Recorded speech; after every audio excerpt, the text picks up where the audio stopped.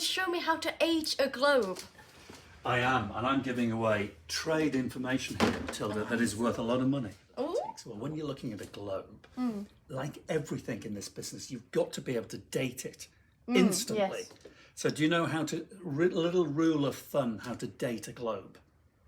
Do you know how to do it? Well, it's the countries. So you've got to memorise the country names that have changed over the years and get a bit of an idea of when the countries changed. So I'll give you an example. So can I pull this out, Chris? Do you mind?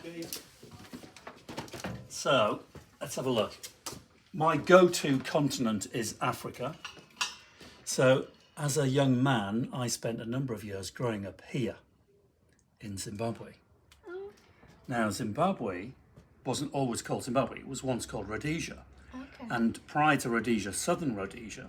So there are time points when that country changed name. So there it is there, described as Zimbabwe. I know that Zimbabwe became Zimbabwe in 1980. So instantly, you know this globe is post-1980. It's not antique. And the same would apply with loads of countries in Africa. Another one is Sri Lanka. Prior to being Sri Lanka, it was called Ceylon. So if you know these little date marks, Thailand used to be called Siam. So you can just glance at a globe, particularly when you're filming, when I'm filming BBC stuff. You glance at a globe and you can date it accurately. That's actually incredible. I never thought of that. Really. Top tips. Yeah. This will make I mean, you a it would be millionaire. obvious. It would be obvious if, like, you know, Africa was like somewhere completely different when they just didn't know exactly where everything was, you know. But yeah, I never thought of that ever. Yeah, it's a good tip. And globes are always good news. They're always popular. Somebody made a joke on my YouTube saying about I couldn't fully remember it, but basically said about having you couldn't have a life-size a real life-size globe, could you? I thought that was hilarious. Yeah, to scale. That was it. I thought that was absolutely hilarious. Who has ever actually thought that? Yeah, you could. A life-size globe. Well, it's just. Well, we've all got one. We live on it. Yeah, and we're actually on the globe. I like that.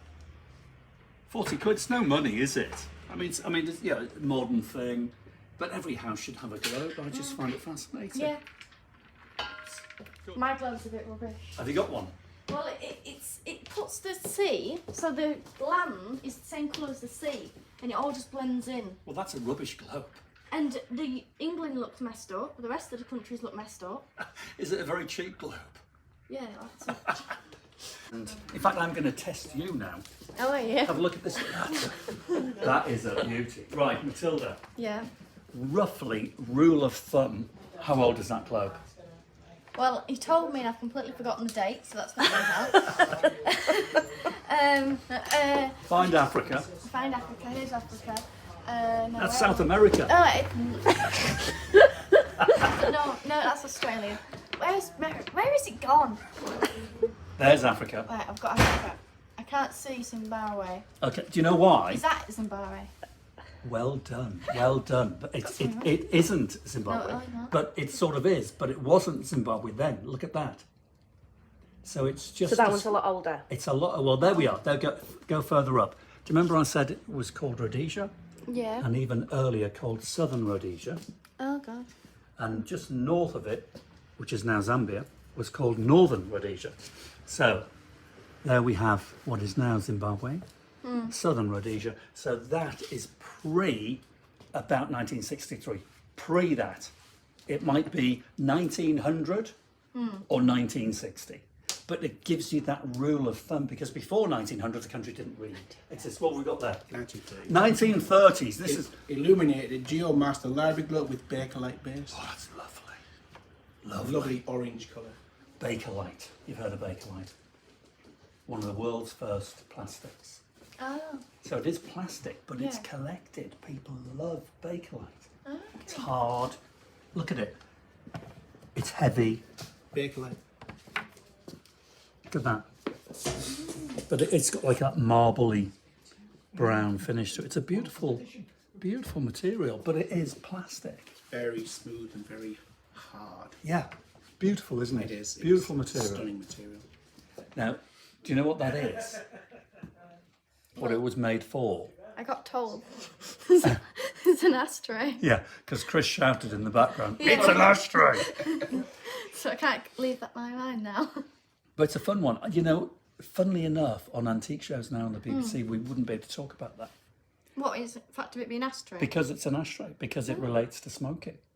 So But it is an ashtray. It is an ashtray. It is absolutely an ashtray.